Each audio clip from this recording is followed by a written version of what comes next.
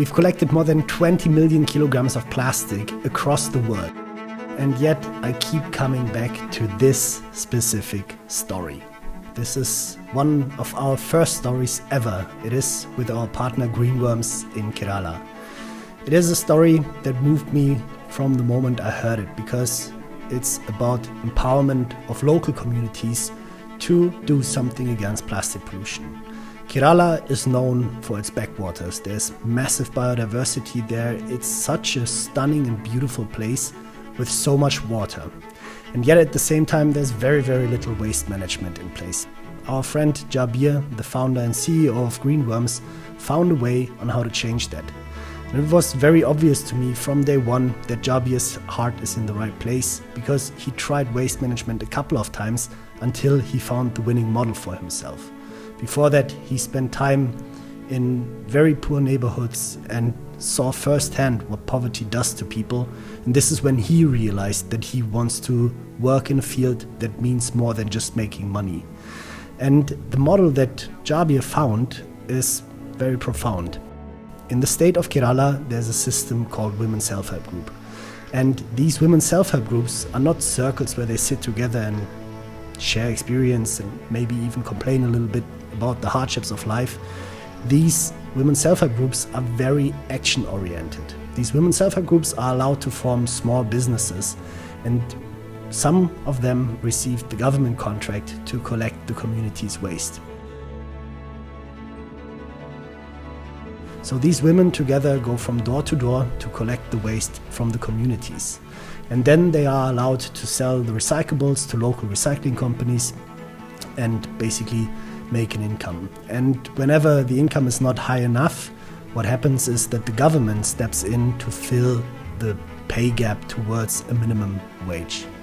Now, you could say, all right, the system works, it's in place, but reality is slightly different. A lot of that waste actually went into landfills. Only so much of the waste that you collect is actually recyclable. So the entire non-recyclable part, where there was no value attached, was still collected, but they didn't really have an outlet for that. And this is where Greenworms stepped in. Greenworms basically got the disposal contract, so they are allowed to take off the non-recyclable material and a bit of the recyclable ones as well.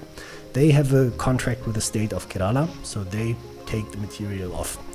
The problem is that doesn't really make you money, because as you can see in some of our other videos, there's no value in non-recyclable plastic. All that you can do with it is dispose of it, and disposal always costs money. For example, if you go to a cement company, in most cases they say, well, you can either drop it off here for free, or maybe we pay you a little bit, or in some cases they even make you pay for the disposal. So there's no business model behind that. And this is then where the partnership between CleanHub and Greenworms came to be, where we said, look, we will fund the collection of the non-recyclables as well. We will cover the cost, we will cover the financing gap, and this trickles down into the women's self-help groups, because now Greenworms is basically buying material from these women's self-help groups so they can make more money, they can have better lives themselves. And it's not just that, but through this partnership we also ensure that these women are empowered, that they have capacity building workshops, that they learn how to spend money, how to have financial literacy as well.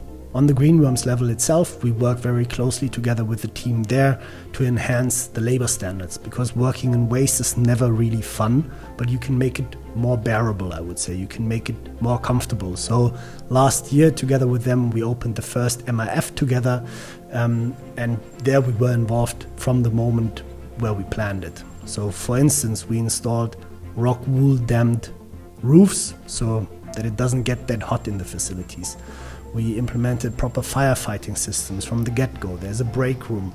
The entire space feels way more comfortable than a standard waste management facility. This is not the only facility where we're active together with Greenworms. We are active in more and more.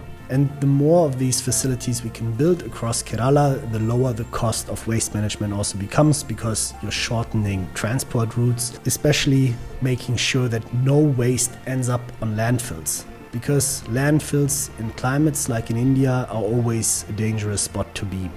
Some of them self-ignite and go up in flames.